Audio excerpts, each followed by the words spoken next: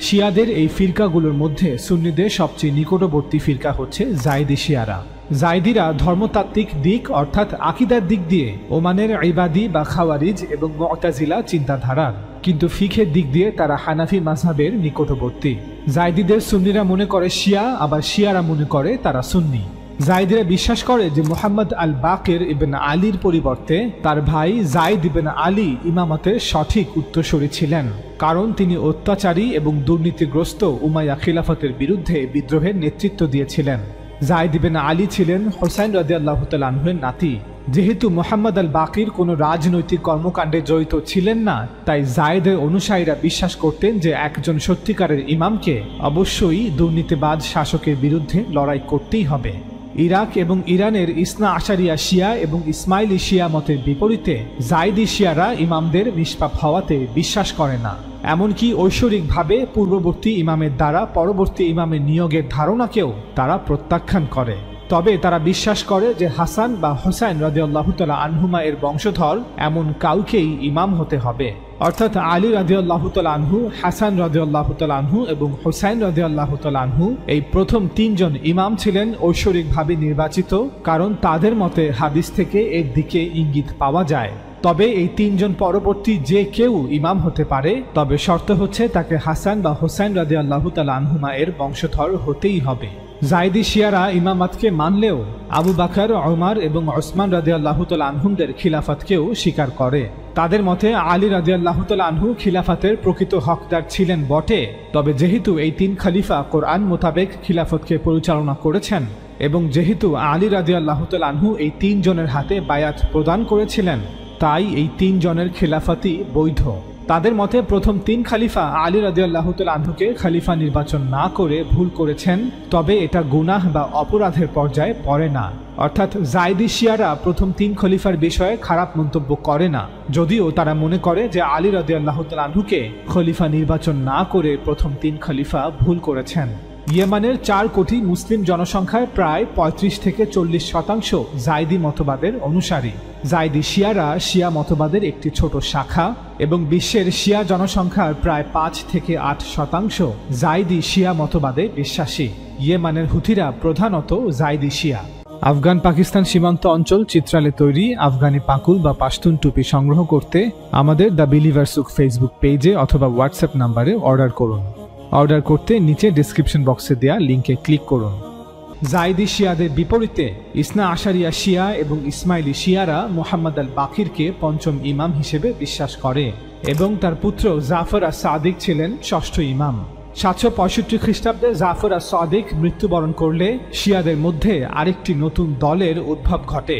এক দল দাবি করে যে জাফর আস-সাদিক তার জীবদ্দশায় তার পুত্র ইসমাইলকে তার উত্তরাধিকারী হিসেবে ঘোষণা করেছিলেন, যদিও ইসমাইল জাফর আস-সাদিক জীবিত থাকাকালীন মারা যান। তাই স্বাভাবিক কারণেই ইসমাইলের ইমামাত নিয়ে প্রশ্ন ওঠে। অন্য এক দল দাবি করে যে জাফর আস-সাদিকের আরেক পুত্র মুসা হচ্ছেন ইমামাতের সঠিক উত্তরসূরি, কিন্তু যারা ইসমাইলের অনুসারী তারা ইসমাইলের ছোট ভাই মুসা ইবন জাফরকে ইমাম হিসেবে মানতে অস্বীকৃতি জানায়। ইসমাইলের অনুসারী হওয়ায় পরবর্তীতে তাদেরকেই ইসমাইলি শিয়া নামে অভিহিত করা হয়। পরবর্তীতে ইসমাইলি শিয়ারা বিভিন্ন সময়ে বিভিন্ন কারণে বিভিন্ন উপদলে বিভক্ত হয়ে পড়ে। তাদের মধ্যে এক দল বিশ্বাস করে যে ইমামাত সপ্তম ইমাম ইসমাইলের মৃত্যুর মাধ্যমে সমাপ্ত হয়ে গেছে, তাই তাদেরকে সাবঈয়া বা 7 ইমামি শিয়া বলা হয়, অর্থাৎ যারা শুধুমাত্র 7 জন ইমামকেই গ্রহণ করেছে।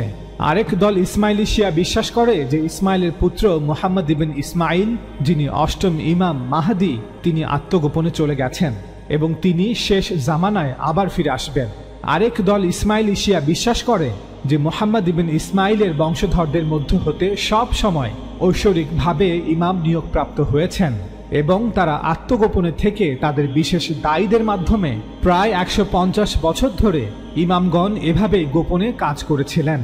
বলা হয় আব্বাসীয় খলিফারা শিয়া ইমামদের উপর অত্যাচার করত বলেই এই ইসমাইলি ইমামদের গোপনে বসবাস করতে হয়েছিল।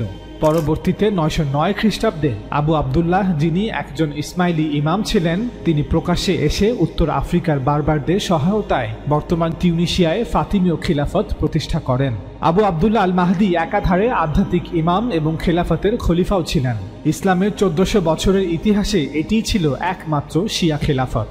সে সময় মুসলিম বিশ্বে একসাথে 3টি খেলাফত ছিল: বাগদাদের আব্বাসীয় খিলাফত, কর্দোবার উমাইয়া খিলাফত এবং উত্তর আফ্রিকার ফাতিমীয় খিলাফত। ফাতিমীয়রা ধীরে ধীরে তাদের খিলাফতকে প্রসারিত করতে থাকে। 669 খ্রিস্টাব্দে আব্বাসীয় বাহিনীকে পরাজিত করে তারা মিশর জয় করে নেয় এবং ফাতিমীয় খিলাফতের রাজধানী কায়রোতে স্থানান্তরিত করা হয়। এক পর্যায়ে তারা ফিলিস্তিন এবং শামের কিছু অঞ্চল সহ গোটা হিজাজ অঞ্চল দখল করে নেয়। ফলে কিছু সময়ের জন্য মক্কা এবং মদিনা ফাতিমীয় খিলাফতের নিয়ন্ত্রণেই ছিল। 909 খ্রিস্টাব্দে ফাতিমীয় খিলাফত প্রতিষ্ঠা হওয়ার পর 185 বছর পর্যন্ত এভাবেই একের পর এক ইমাম এবং খলিফা ঐশ্বরিকভাবে পূর্ববর্তী ইমাম এবং খলিফা দ্বারা নিয়োগপ্রাপ্ত হতে থাকে। কিন্তু অষ্টম ফাতিমীয় খলিফা আল মুস্তানসির বিল্লাহ 1094 খ্রিস্টাব্দে ইন্তেকাল করলে ইসমাইলি শিয়াদের এই উপদলটি আরও 2টি দলে বিভক্ত হয়ে যায়। আল মুস্তানসির বিল্লাহ মারা যাওয়ার পর তার বড় ছেলে নিজার এবং ছোট ছেলে আল মুস্তাআলি রাজনৈতিক ও আধ্যাত্মিক নিয়ন্ত্রণের জন্য একে অপরের সাথে যুদ্ধে জড়িয়ে পড়ে। এই যুদ্ধে বড় ভাই নিজার পরাজিত হলে তাকে কারাগারে বন্দী করা হয়। পরবর্তীতে নিজারের অনুসারীরা দাবি করে যে তার ছেলে উত্তর ইরানে পালিয়ে যেতে সক্ষম হয়েছিল এবং ইরানি ইসমাইলিরা তার ইমামতের দাবিকে মেনেও নিয়েছিল। যেহেতু এই ইসমাইলিরা নিজারির অনুসারী, তাই তাদেরকে নিজারি ইসমাইলি বলা হয়। পরবর্তীতে তারা ইরানের উত্তরাঞ্চলের ছোট একটি অংশে নিজারি ইসমাইলি শিয়া রাষ্ট্র প্রতিষ্ঠাও করে। 1162 খ্রিস্টাব্দে 23তম শিয়া নিজারি ইসমাইলি ইমাম হাসান আলা জিক্রিহিস সালাম কিয়ামতের ঘোষণা করে। সে একাই ইসমাইলি ধর্মতত্ত্ব বা আকিদাকে সম্পূর্ণরূপে পরিবর্তন করে দেয়। সে দাবি করে যে কিয়ামত তার সময়ে সংঘটিত হয়ে গেছে এবং তারা এখন জান্নাতে বাস করছে। সে বলে, জান্নাতে আদমের জন্য যেমন কোনো শারিয়াহ ছিল না, ঠিক তেমনিভাবে বর্তমানেও কোনো শারিয়াহ নেই। 1256 খ্রিস্টাব্দে মঙ্গলদের আক্রমণে এই নিজারি ইসমাইলি শিয়া রাষ্ট্র ধ্বংস হয়ে যায়। এই নিজারি ইসমাইলি শিয়াদের 46তম ইমাম ছিল হাসান আলী শাহ।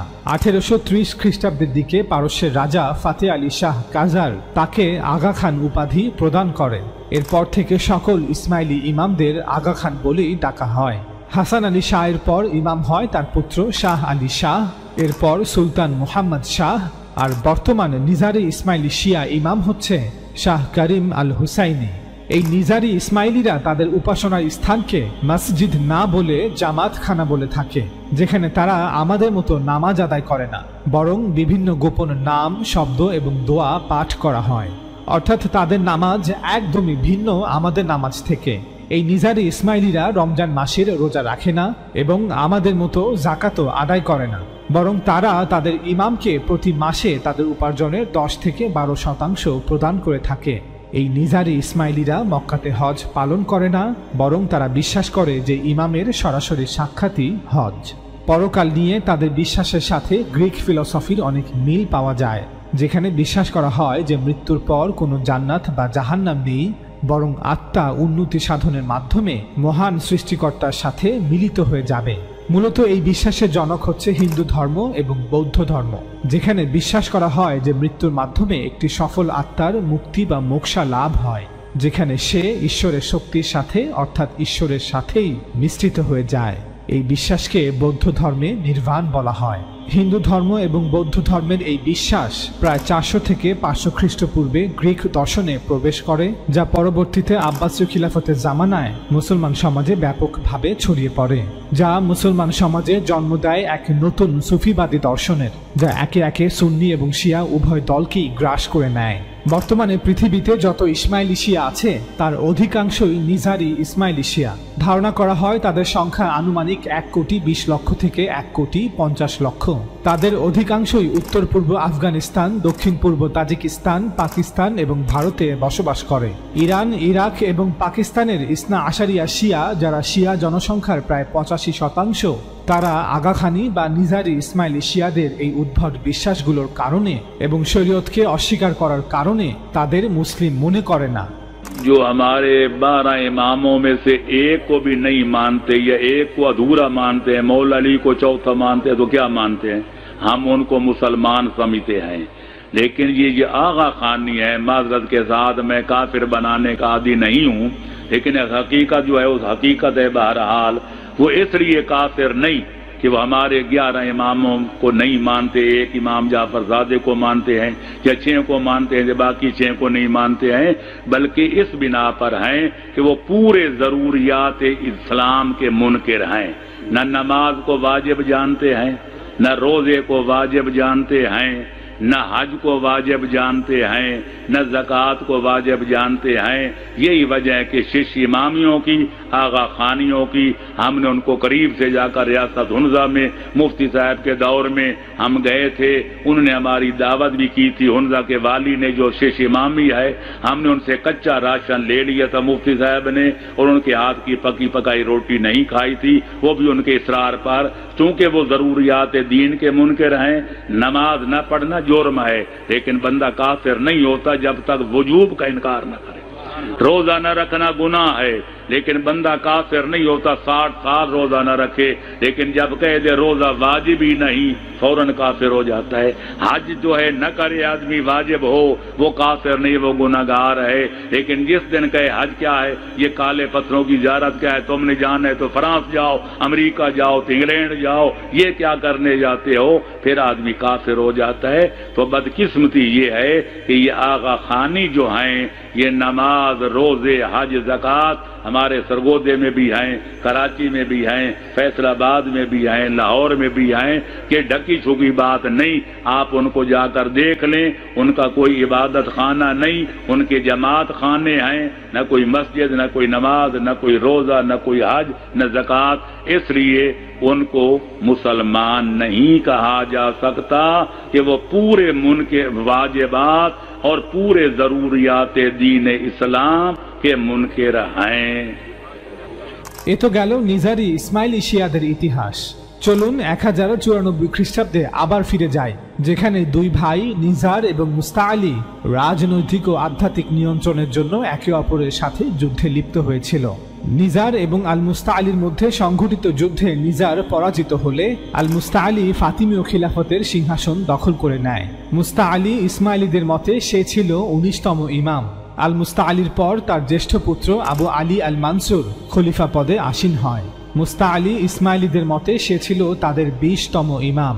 1130 খ্রিস্টাব্দে নিজারি ইসমাইলি গুপ্তচরের হাতে আবু আলী আল মানসুর নিহত হলে মুস্তাআলী ইসমাইলি শিয়ারা আবারও দুটি ভিন্ন দলে বিভক্ত হয়ে যায়, হাফিজে ইসমাইলি এবং তাইয়িবি ইসমাইলি। মৃত্যুর সময় আবু আলী আল মানসুরের 6 মাস বয়সী একটি মাত্র পুত্র সন্তান ছিল। এই সুযোগে আবু আলী আল মানসুরের এক চাচাতো ভাই আব্দুল মাজিদ আল হাফিজ একাধিক মন্ত্রীর সহায়তায় নিজেকে খলিফা এবং ইমাম ঘোষণা করে। যারা আল হাফিজকে ইমাম হিসেবে মেনে নিয়েছে তাদেরকেই হাফিজে ইসমাইলি বলা হয়, আর যারা আবু আলী আল মানসুরের একমাত্র পুত্র আল তাইয়িবকে ইমাম হিসেবে বিশ্বাস করত তাদেরকে তাইয়িবি ইসমাইলি বলা হয়। তাইয়িবি ইসমাইলি অনুসারীদের মতে ইমামতকে শত্রুদের হাত থেকে রক্ষা করার জন্য শিশু আল তাইয়িবকে আত্মগোপনে নিয়ে যাওয়া হয়, তাকে আর কখনো প্রকাশ্যে আনা হয়নি। তাইয়িবি ইসমাইলিরা বিশ্বাস করে যে আল তাইয়িব গোপনে থাকা অবস্থায় মারা গেছেন এবং তার বংশধরেরা এখন পর্যন্ত আত্মগোপনে থেকেই ইমাম হিসেবে কাজ করে যাচ্ছেন। এই ইমামরা তাদের দায়ীদের মাধ্যমে পরোক্ষভাবে মানুষের সাথে যোগাযোগ করে থাকেন। পরবর্তীতে তাইয়িবি ইসমাইলিরাও বিভিন্ন দলে বিভক্ত হয়ে যায়। 1592 খ্রিস্টাব্দে আত্মগোপনে থাকা ইমামের 27তম দায়ী কে হবে তা নিয়ে বিরোধে তাইয়িবি ইসমাইলিরা দুটি দলে বিভক্ত হয়ে পড়ে। ইয়েমানের সোলাইমান বিন হাসানের অনুসারীদেরকে সোলাইমানি বোহরা বলা হয় এবং ভারতের গুজরাটের দাউদ বিন কুতুব শাহর অনুসারীদেরকে দাউদি বোহরা বলা হয়। দাউদি বোহরা সম্প্রদায় হতে পরবর্তীতে আরও একাধিক নতুন দলের সৃষ্টি হয়, যেমন 1621 খ্রিস্টাব্দে পৃথক হয়ে যাওয়া আলাভি বোহরা সম্প্রদায়, 1754 খ্রিস্টাব্দে পৃথক হয়ে যাওয়া হেবতিয়া বোহরা সম্প্রদায়, 1840 খ্রিস্টাব্দে পৃথক হয়ে যাওয়া আতবায়ে মালাক বোহরা সম্প্রদায়। আতবায়ে মালাক বোহরা সম্প্রদায় পরবর্তীতে আবার দুটি দলে বিভক্ত হয়ে পড়ে, আতবায়ে মালাক বাদার এবং আতবায়ে মালাক ভাকিল। 1977 খ্রিস্টাব্দে দাউদি বোহরা সম্প্রদায় হতে আরও একটি নতুন দলের সৃষ্টি হয়, তারা নিজেদেরকে প্রোগ্রেসিভ দাউদি বোহরা বলে থাকেন। এই সবগুলো বোহরা সম্প্রদায় মূলত তাইয়িবি ইসমাইলি শিয়া সম্প্রদায়ের অংশ। তাইয়িবি ইসমাইলিরা নিজারি ইসমাইলিদের ন্যায় ইসলামকে অতটা বিকৃত না করলেও তারা বিভিন্ন বেদাতে লিপ্ত। মুস্তাআলি তাইয়িবি ইসমাইলিরা নামাজ আদায় করে, রোজা রাখে এবং তাদের সামর্থ্যবানরা যাকাত প্রদান করে এবং হজ পালন করে। ধারণা করা হয় যে বোহরা জনসংখ্যা বিশ্বব্যাপী প্রায় 20 লক্ষ থেকে 25 লক্ষ। চলুন এবার জেনে আসি যে হাফিজি ইসমাইলিদের সাথে কি ঘটেছিল। খলিফা আব্দুল মাজিদ আল হাফিজকে ফাতিমীয় সাম্রাজ্যের অধিকাংশ ইসমাইলি শিয়ারাই ইমাম হিসেবে মেনে নিয়েছিল। আল হাফিজ 1132 খ্রিস্টাব্দ হতে 1149 খ্রিস্টাব্দ পর্যন্ত খলিফা এবং ইমাম হিসেবে দায়িত্ব পালন করে। 1171 খ্রিস্টাব্দে সালাহউদ্দিন আল আইয়ুবী ফাতিমীয় খিলাফতকে বিলুপ্ত করে আব্বাসীয় খিলাফতের অধীনে মিশরে একটি আইয়ুবী সালতানাত প্রতিষ্ঠা করলে হাফিজি ইসমাইলি শিয়া মতবাদ পরবর্তী কয়েক দশকের মধ্যে বিলুপ্ত হয়ে যায়। চলুন এবার শিয়াদের মধ্যে সবচেয়ে বড় ফিরকা অর্থাৎ ইসনা আশারিয়া শিয়া বা 12 ইমামের অনুসারে শিয়াদের সম্পর্কে আলোচনা করা যাক। ইসনা আশারিয়া শিয়ারা ইমামিয়া নামেও পরিচিত। ধারণা করা হয় যে বিশ্বে শিয়া জনসংখ্যার প্রায় 85% ইসনা আশারিয়া শিয়া বা 12 ইমামি শিয়া অনুসারী। পৃথিবীতে প্রায় 16 কোটি ইসনা আশারিয়া শিয়া মুসলিম রয়েছে। শিয়াদের এই মূল ধারার ইতিহাস জানতে আমাদের ফিরে যেতে হবে ইমাম জাফর আস-সাদিকের জামানায়। আমরা ইতিপূর্বে বলেছিলাম যে 765 খ্রিস্টাব্দে জাফর আস-সাদিক মৃত্যুবরণ করলে শিয়াদের মধ্যে দ্বিতীয়বারের মতো বিভক্তির সৃষ্টি হয়। এই বিভক্তির ফলে শিয়াদের মূল ধারা হতে পৃথক হয়ে যাওয়া ইসমাইলি শিয়াদের নিয়ে আমরা ইতিপূর্বে বিস্তারিত আলোচনা করেছি। ইসমাইলি শিয়ারা পৃথক হয়ে গেলেও শিয়াদের মূল ধারাকে নেতৃত্ব দেন মুসা ইবনে জাফর আল কাজিম। তিনি আব্বাসীয় খলিফা আল মানসুর আল হাদি আল মাহদি এবং হারুনুর রশিদের সমসাময়িক ছিলেন। তিনি বেশ কয়েকবার আব্বাসীয় খলিফাদের হাতে গ্রেফতার হন এবং সর্বশেষে তিনি বাগদাদের কারাগারে 799 খ্রিস্টাব্দে মৃত্যুবরণ করেন। শিয়ারা বিশ্বাস করে যে তাকে কারাগারে বিষ প্রয়োগ করা হয়েছে, যেভাবে তার পিতা জাফর আস-সাদিককে 765 খ্রিস্টাব্দে মদিনাতে আব্বাসীয়রা বিষ প্রয়োগ করে হত্যা করেছিল। তার মৃত্যুর পর তার ছেলে আলী ইবিন মুসা শিয়াদের মূলধারাকে নেতৃত্ব দেয়। ধারণা করা হয় খলিফা আল মামুন তাকে বিষ প্রয়োগ করে হত্যা করে। আলী ইবিন মুসার মৃত্যুর পর তার ছেলে মোহাম্মদ ইবিন আলী শিয়াদের মূল ধারাকে নেতৃত্ব দেয়। তিনি 840 খ্রিস্টাব্দে ইন্তেকাল করেন। তিনি মৃত্যুর পূর্বেই তার পুত্র আলী ইবিন মুহাম্মদকে ইমামতের দায়িত্ব বুঝিয়ে দিয়েছিলেন। দশম ইমাম আলী ইবিন মুহাম্মদ 868 খ্রিস্টাব্দে ইন্তেকাল করেন। এরপর আলী ইবিন মুহাম্মদের পুত্র হাসান ইবিন আলী বা হাসান আল আসকারি একাদশ ইমাম হিসেবে শিয়াদের এই মূল ধারাকে নেতৃত্ব দেয়। তিনি তার জীবনের একটি লম্বা সময় আব্বাসীয় শাসক কর্তৃক গৃহবন্দী অথবা কারাবন্দী অবস্থায় কাটান। কিছু শিয়া তথ্য অনুসারে হাসান আল আসকারিকে মাত্র 28 বছর বয়সে আব্বাসীয় খলিফা আল মুতামিদের নির্দেশে 874 খ্রিস্টাব্দে বিষ প্রয়োগে হত্যা করা হয় এবং বাগদাদের সামাররা শহরে তাকে দাফন করা হয়। হাসান আল আসকারি কোনো উত্তরাধিকারী না রেখেই মারা যাওয়ার ফলে পরবর্তীতে ব্যাপক বিভ্রান্তির সৃষ্টি হয় এবং এই মূলধারার শিয়া সম্প্রদায় প্রায় 20টি আলাদা আলাদা দলে বিভক্ত হয়ে পড়ে। যদিও প্রায় সবগুলো দলই 100 বছরের মধ্যেই বিলুপ্ত হয়ে যায়, শুধুমাত্র ইসনা আশারিয়া বা 12 ইমামের অনুসারী শিয়ারা ব্যতীত। সে সময় বিভক্ত হয়ে যাওয়া দলগুলোর মধ্যে কেউ কেউ মনে করত যে হাসান আল আসকারির মৃত্যুর মাধ্যমে ইমামত ব্যবস্থার ইতি ঘটেছে। আবার কেউ কেউ মনে করত যে হাসান আল আসকারি কিয়ামতের পূর্বে মাহদি হিসেবে আবির্ভূত হবেন। আরেক দলের মত ছিল যে আল আসকারির মৃত ভাই মোহাম্মদ ইবিন আল হাদি সত্যিকারের ইমাম ছিলেন। অন্য আরেক দল হাসান আল আসকারির আরেক ভাই জাফর ইবন আল হাদিকে ইমাম হিসেবে গ্রহণ করেছিল, যে পূর্বে একবার তার পিতা আল হাদির মৃত্যুর পর নিজের জন্য ইমামত দাবিও করেছিল, কিন্তু হাসান আল আসকারির অনুসারীদের কারণে সেই দাবি তখন গ্রহণযোগ্যতা পায়নি। ইসনা আশারিয়া বা 12 ইমামের অনুসারী শিয়ারা বিশ্বাস করে যে হাসান আল আসকারির একজন গোপন দাসী ছিল। সেই দাসীর মাধ্যমে তিনি একটি পুত্র সন্তানের বাবা হয়েছিলেন, যার নাম আবুল কাসিম মুহাম্মদ, অর্থাৎ রাসূল সাল্লাল্লাহু আলাইহি ওয়াসাল্লামের নামে তার নাম ছিল। তিনি 868 খ্রিস্টাব্দের দিকে জন্মগ্রহণ করেন। ইসনা আশারিয়া বা 12 ইমামের অনুসারী শিয়ারা দাবি করে যে তিনি দ্বাদশ ইমাম এবং সর্বশেষ ইমাম আল মাহদি। আব্বাসীয় নিপীড়নের ভয়ে তাকে পূর্ব হতেই জনসাধারণের কাছ থেকে লুকিয়ে রাখা হয়েছিল এবং তার অস্তিত্ব সম্পর্কে শুধুমাত্র আল আসকারির কিছু বিশ্বস্ত সহযোগীরাই অবগত ছিল। ইসনা আশারিয়া বা 12 ইমামের অনুসারী শিয়ারা বিশ্বাস করে যে দ্বাদশ ইমাম মুহাম্মদ আল মাহদি মারা যাননি, কিন্তু আল্লাহ তাকে মানব জাতির কাছ থেকে লুকিয়ে রেখেছেন এবং তার জীবনকে অলৌকিকভাবে ঈসা আলাইহিস সালামের মতো দীর্ঘায়িত করা হয়েছে যতক্ষণ না তিনি পৃথিবীকে ন্যায় বিচারে পূর্ণ করার জন্য আল্লাহর অনুমতিতে আবার নিজেকে কিয়ামতের পূর্বে প্রকাশ করেন। যতক্ষণ না ইমামের জীবন শত্রুদের দ্বারা হুমকির সম্মুখীন না হয় এবং যতক্ষণ না মানব জাতি তার নির্দেশনা গ্রহণের জন্য প্রস্তুত না হয়, ততক্ষণ পর্যন্ত তিনি এভাবেই আত্মগোপনে থাকবেন। ইসনা আশারিয়া শিয়ারা আরও বলেন যে আত্মগোপনে যাওয়ার পর তিনি তার অনুসারীদের সাথে যোগাযোগ রাখতেন, তবে 941 খ্রিস্টাব্দের পর থেকে তিনি আর কারো সাথে যোগাযোগ রাখেননি। আমাদের মতে জাইদি শিয়াদের মতো ইসনা আশারিয়া বা 12 ইমামের অনুসারী শিয়ারাও অবশ্যই মুসলমান, তবে তারা বিভিন্ন বেদাআতে লিপ্ত। তবে নিজারি, ইসমাইলি, আগাখানি শিয়ারা যে মুসলমান নয় এ ব্যাপারে কোনো সন্দেহ নেই। তবে তাইয়িবি ইসমাইলি শিয়া বা বহরা শিয়াদের বিষয়ে আমরা সুধারণা পোষণ করছি। চলুন এবার নিজারি শিয়া বা আগাখানিদের ন্যায় শিয়াদের আরেকটি ভ্রান্ত ফিরকা নিয়ে আলোচনা করা যাক। ইসলামের 1400 বছরের ইতিহাসে শিয়াদের মধ্যে সবচেয়ে উদ্ভট একটি ফিরকা হচ্ছে নুসাইরি ফিরকা, যারা বর্তমানে সিরিয়ার আলাউই হিসেবে বেশি পরিচিত। এই ফিরকার অনুসারীরা নিজেদের শিয়া মুসলিম দাবি করলেও প্রকৃত অর্থে তারা শতভাগ অমুসলিম। সিরিয়ার জনসংখ্যার অনুপাতে তারা 9 থেকে 10% হলেও 1970 সাল হতে 2024 সাল পর্যন্ত দীর্ঘ 53 বছর এই নুসাইরি ফিরকার অনুসারীরাই সিরিয়া ভূমি শাসন করেছে। নুসাইরি ফিরকা কিভাবে অস্তিত্বে এলো? শিয়াদের একাদশ ইমাম হাসান আল আসকারি 874 খ্রিস্টাব্দে কোনো উত্তরাধিকারী না রেখেই মারা যাওয়ার ফলে ব্যাপক বিভ্রান্তির সৃষ্টি হয় এবং এই মূলধারা শিয়া সম্প্রদায় প্রায় 20টি আলাদা আলাদা দলে বিভক্ত হয়ে পড়ে। এর মধ্যে একটি দল ছিল এই নুসাইরি ফিরকা। একাদশ ইমাম হাসান আল আসকারির অসংখ্য ছাত্রদের মধ্যে একজন ছাত্র ছিল মুহাম্মদ ইবন নুসাইর। শিয়াদের একাদশ ইমাম হাসান আল আসকারির মৃত্যুর পর মুহাম্মদ ইবন নুসাইর একটি নতুন আকিদা বা ধর্মতত্ত্ব, একটি নতুন মতাদর্শ উদ্ভাবন করে। ইবন নুসাইর নিজেকে মৃত ইমামের বাব অর্থাৎ দরওয়াজা বলে দাবি করে। সে দাবি করে যে সে মৃত ইমামের গোপন শিক্ষা লাভ করে। সেই শিক্ষা সম্পর্কে মানুষকে জানতে হলে তার মধ্য দিয়ে যেতে হবে, অর্থাৎ তাকে বাব হিসেবে মানতে হবে। এমন অদ্ভুত দাবির পর শিয়াদের মূলধারা নুসাইরিদের চরমপন্থী হিসেবে চিহ্নিত করে শিয়া সমাজ থেকে বহিষ্কার করে দেয়। নুসাইরির ছাত্র মুহাম্মদ ইবন জুন্দাবের ছাত্র ছিল আবদুল্লাহ আল জানান এবং তার ছাত্র ছিল আল খাসিবি।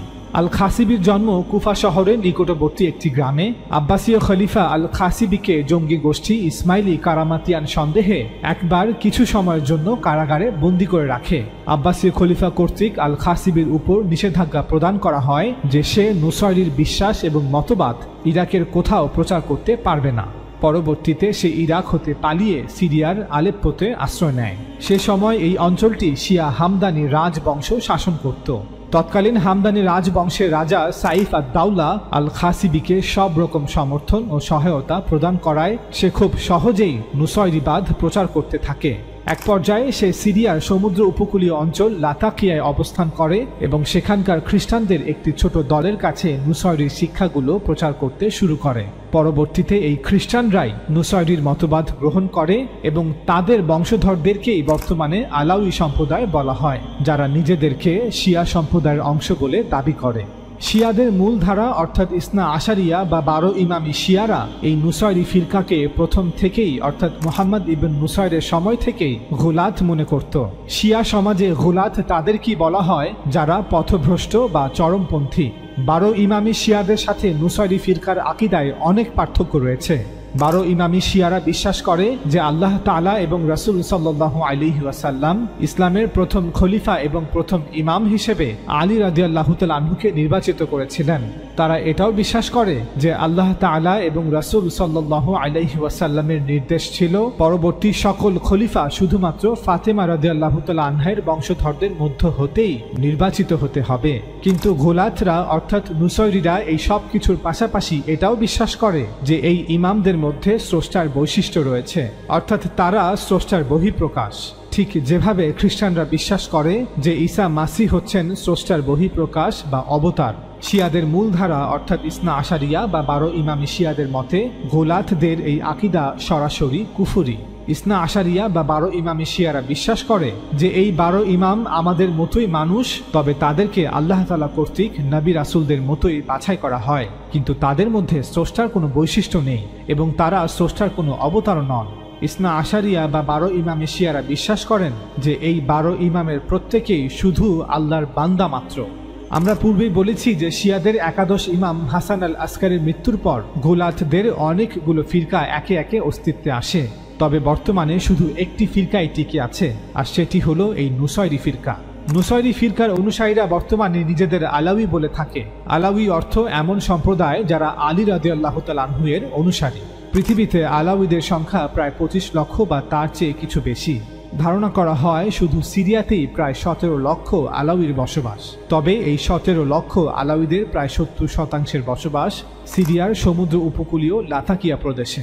তাছাড়া তুরস্কে 5 লক্ষের অধিক এবং লেবাননে প্রায় 1,20,000 বা তার কিছু বেশি আলাউই সম্প্রদায়ের মানুষের বসবাস। নুসাইরি বা আলাউইদের সম্পর্কে একটি রহস্যজনক বিষয় হলো এই ধর্মের আলেমরা বা ধর্মযাজকরা তাদের অনুসারীদের নিজ ধর্মের ধর্মতত্ত্ব বা আকীদা শিক্ষা দেয় না। ফলে বিশেষ বিশেষ ব্যক্তিরা ব্যতীত সাধারণ আলাউইরা তাদের ধর্ম বিশ্বাস বা ধর্মের বিষয়ে তেমন কিছুই জানে না। এমনকি যে কোনো নুসাইরিদের জন্য অন্য ধর্মের মানুষের সাথে নিজ ধর্ম বিশ্বাস নিয়ে আলোচনা করা সম্পূর্ণ নিষিদ্ধ। তাদের ধর্ম বিশ্বাস নিয়ে প্রকাশ্যে কোনো বই ছাপা হয় না, তাদের আকীদা প্রকাশ্যে জানানো হয় না, তাদের সমাজে এমন কোনো মাদ্রাসা, স্কুল বা কোনো প্রতিষ্ঠান নেই যেখানে তাদের সন্তানরা নুসাইরি ধর্ম বিষয়ে শিক্ষা অর্জন করবে। এটা অনেকটা ইলুমিনাতি বা ফ্রিমেসন সোসাইটির মতো, যেখানে শুধুমাত্র উপরের শ্রেণীতে থাকা এলিটরাই তাদের আইডিওলজি সম্পর্কে অবগত থাকে। 1863 সালে সুলাইমান আদানি নামে একজন নুসাইরি বা আলাউই খ্রিস্টান ধর্মে ধর্মান্তরিত হয়।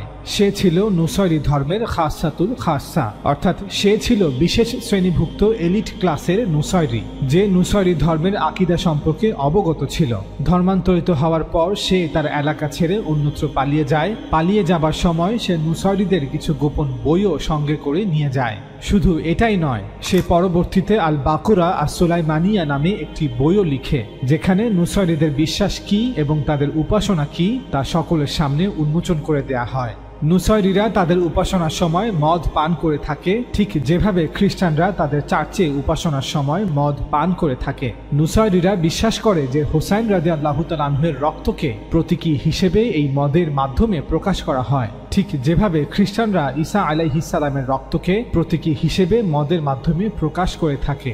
সুলাইমান আদানি তার বইতে আরো লিখে, নুসাইরিরা খ্রিস্টানদের মতো ট্রিনিটি বা ত্রিত্ববাদে বিশ্বাস করে। তাদের ট্রিনিটির প্রথমটি হচ্ছে আল মাআনা বা অর্থ, দ্বিতীয়টি হচ্ছে আল ইসম বা নাম এবং তৃতীয়টি হচ্ছে আল বাব বা দরজা। আল মাআনা হচ্ছে মূল বা আসল, আল ইসম হচ্ছে সেই মূলের প্রকাশ এবং আল বাব হচ্ছে আল ইসম এবং আল মাআনা পর্যন্ত পৌঁছানোর দরজা।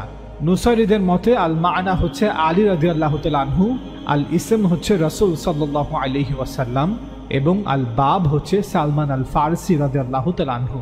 অর্থাৎ আল্লাহ তাআলা নিজেকে আলী ইবনে আবি তালিব রূপে প্রকাশ করেছেন, নাউযু বিল্লাহ মিন হাযা। অতঃপর আলী ইবনে আবি তালিবের নূর থেকে রাসূল সাল্লাল্লাহু আলাইহি ওয়াসাল্লাম এসেছেন। এরপর এই দুজন হতে সালমান আল ফারসি বাব হিসেবে প্রকাশ পেয়েছে। নুসাইরিদের মতে আল্লাহ তাআলা এভাবে মোট 7 বার আল মাআনা রূপে নিজেকে প্রকাশ করেছেন। প্রথমবার আদম আলাইহিস সালাম রূপে এবং সর্বশেষ বার ছিল আলী ইবনে আবি তালিব রাদিয়াল্লাহু তাআলা আনহু রূপে। এবং আলী রাদিয়াল্লাহু তাআলা আনহুর পূর্বে আল্লাহ তাআলা নিজেকে ঈসা মাসীহ রূপে প্রকাশ করেছিলেন, নাউযু বিল্লাহ মিন হাযা। ইমানিয়াতের বিষয়গুলোর ন্যায় নুসাইরিরা শরীয়তের কোনো বিধানই পালন করে না। তাদের কাছে নামাজ, রোজা, হজ, যাকাত এই সব কিছুই রূপক অর্থ বহন করে। পূর্বের প্রায় সকল 12 ইমামি শিয়া আলেমরা নুসাইরিদেরকে কুফফার বা চরম গোমরাহ বলে মনে করতেন।